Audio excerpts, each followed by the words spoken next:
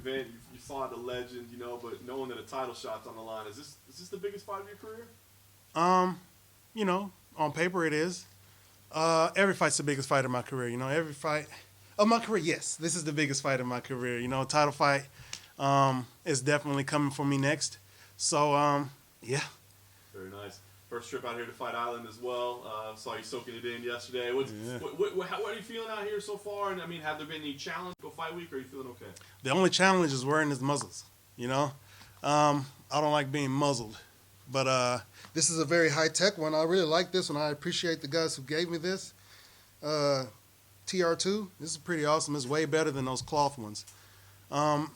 That's the only thing that's the only downside to this whole thing. But everything else has been great, man. The hotel staff, the flight over here was awesome. First class. You can't be mad at that, man. Knowing that I'm COVID free is cool too. The hotel staff is good. The UFC staff is always good. I'm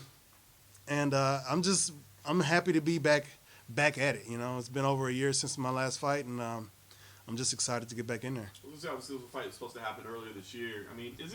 Are there any positives? I'm sure you would like to stay active and catch those checks, but are there any positives of the it's delayed? Oh yeah, it's been a lot of positives. Considering I had the even though I had the injury, some might see that as a bad thing, but in my experiences throughout my whole life, especially since leaving home, I've realized that whenever something me or anybody would perceive as negative, it's always followed by something that's very positive. So it's like a pendulum swing that really happens. So with this injury and COVID-19 popping off, everything shut down. The injury happened at a really good time because I was able to still go to my physical therapist at Ares Physical Therapy. Al Escobar is the man. He used to be a professional competitive lifter himself. He's got athletes for offspring, if you will. And we have a good communal relationship between him and our team at the lab. He's just a really good dude, a good, kind heart, and a very strong mind. And he really put it to applied it to what I do professionally.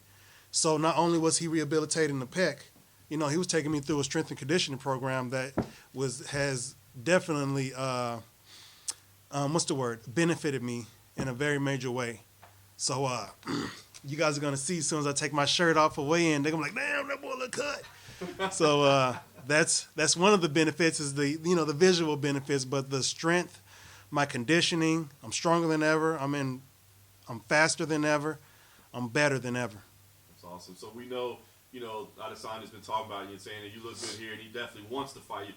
What's it been like for you to get this respect? You've obviously had his attention for quite some time. Uh-huh. What does that feel like, being the up-and-coming challenger, and this guy's identified you? Yeah, real recognize real, He said in his interview he loves my energy. And that's, to me, to me that means something different to what other people would mean.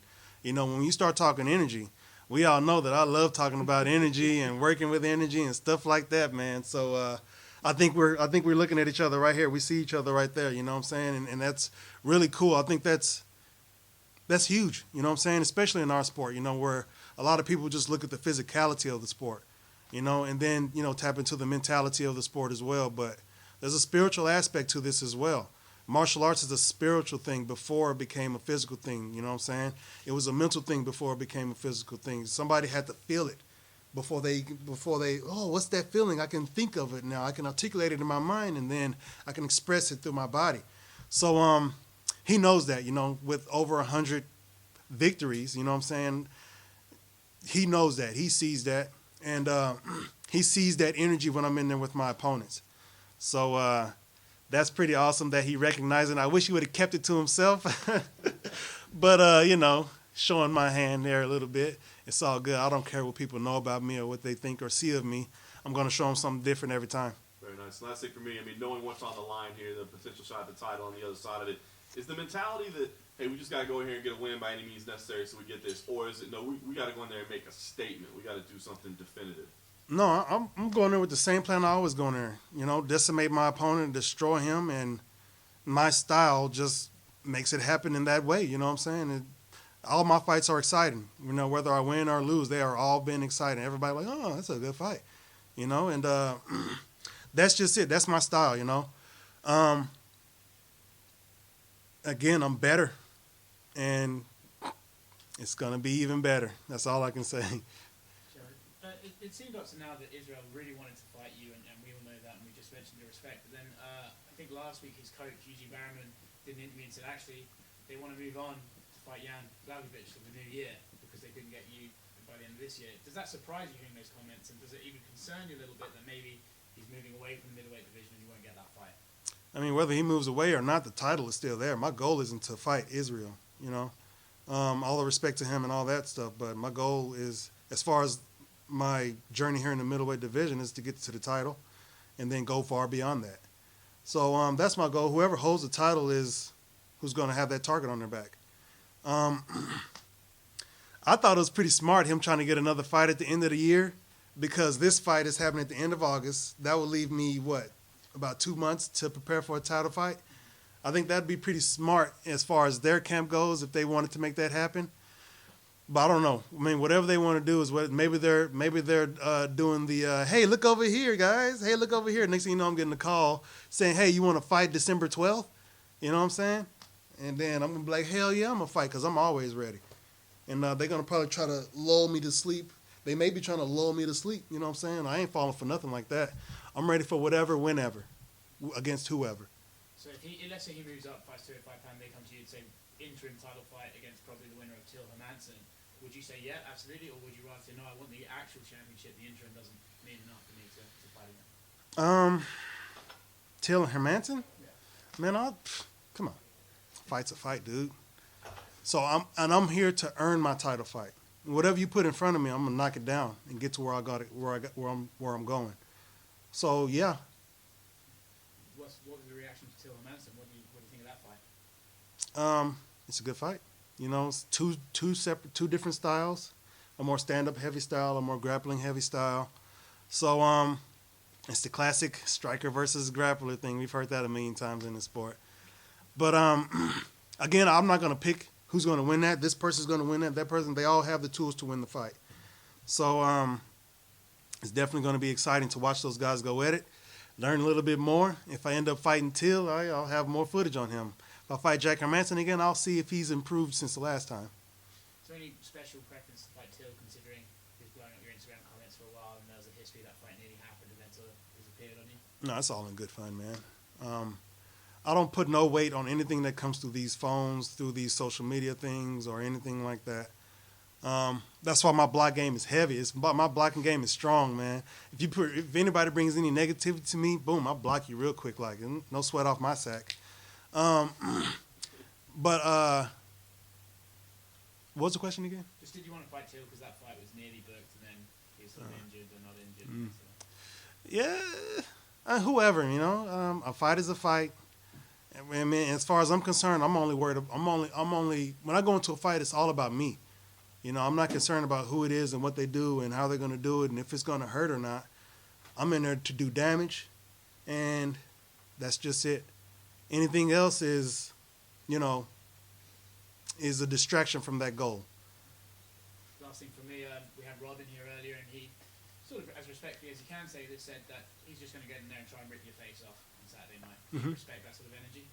Yeah, I'm sure he is going to get in there and try to rip my face off, but he's going to go backwards.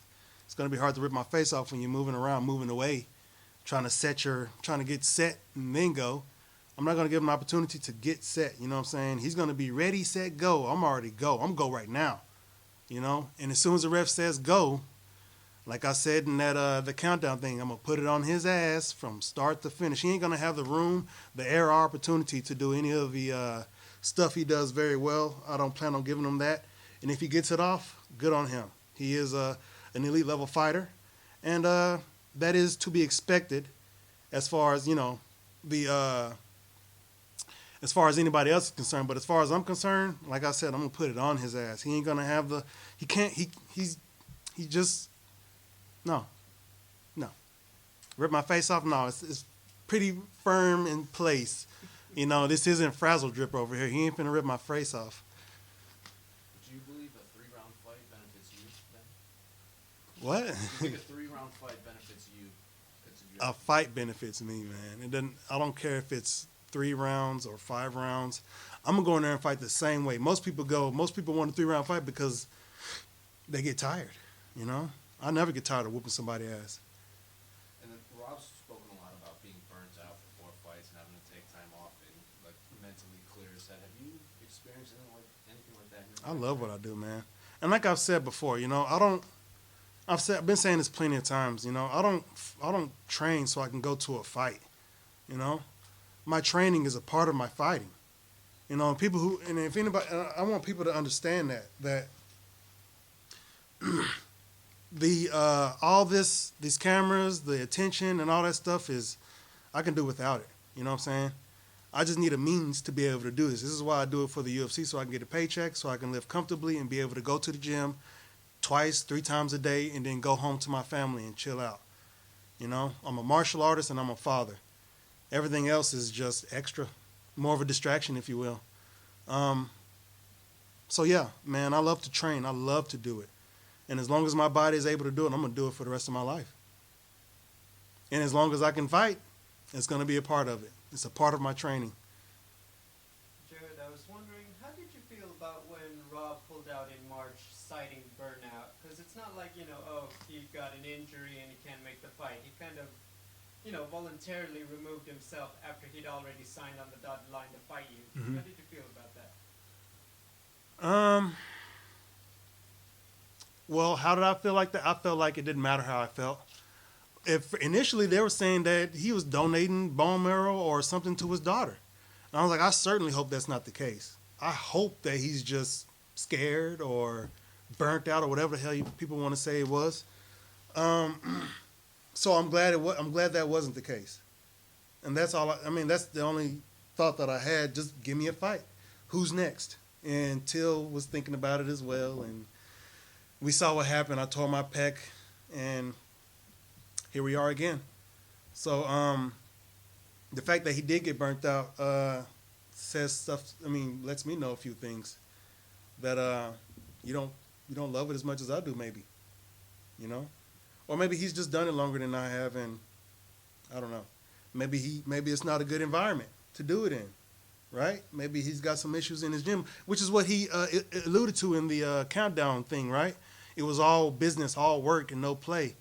And now these guys are playing basketball or rugby or something. I don't know what they were playing on the thing, but they're having fun now. So he says he's having fun, he's enjoying it, and all that stuff. So the fact that he pulled, people pull out all the time, and when I heard that he pulled out, I was just hoping that it wasn't the worst, his daughter being sick and him having to do that.